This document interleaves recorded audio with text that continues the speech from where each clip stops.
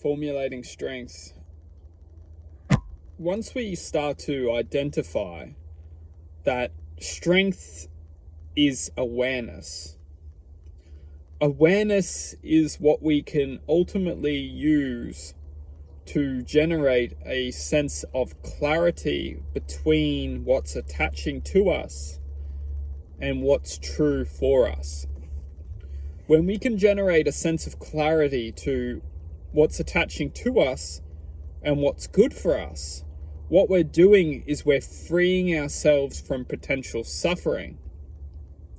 Because when we choose to attach something that's not good for us to something what's true for us, we produce suffering.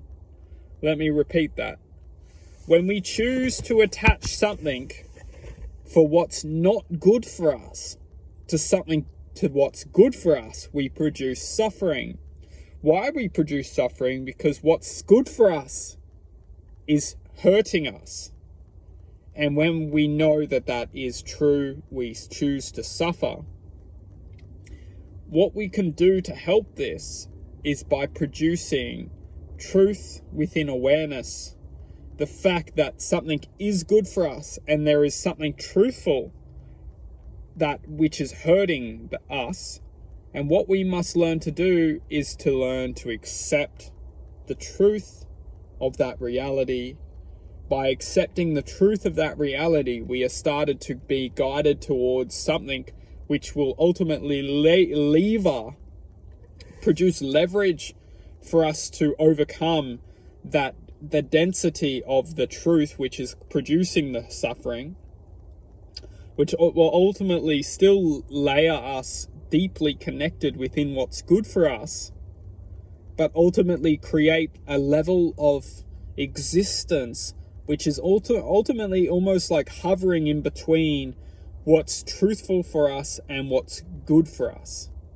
So what we've done is we've now created something which was truthful to us but wasn't good for us, which was gluing us to that existence, and we're feeling the disruption of frequency, because the thing that's very good for us is hurting us for some reason. Everyone is unique, everyone's different, but it's hurting us, and we're almost pushed to that existence. But once we formulate the truth of our existence and start to analyze why that existence is good for us, and ultimately what's coming out of that existence which is good for us is the frequency of which is going to separate what is good for us but what is causing pain. It's going to put a layer of existence, and that layer of existence is what we are doing to ultimately survive through the pain or the suffering. And this is true wisdom, true power, is because what we are analyzing is what's good for us is actually producing the pain, because it's giving us choice. It's giving us the choice to fight and to continue, understanding that what's true for us that isn't necessarily creating a happier version. And we must get over the fact that a lot of us, we think, well, if it's not creating a happier version, then it mustn't be good for us. But this is not the question what we have to ask. We have to ask, is it creating truth for us to comprehend? Is it creating truth for us to learn from?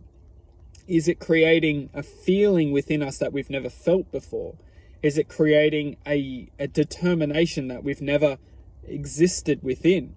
Because if it is, well, then it is good for us. It may not be making us feel good, but it's good for us. And this is where we start to develop how to lever ourselves above what's hurting us and trying to convince us that it's not good for us.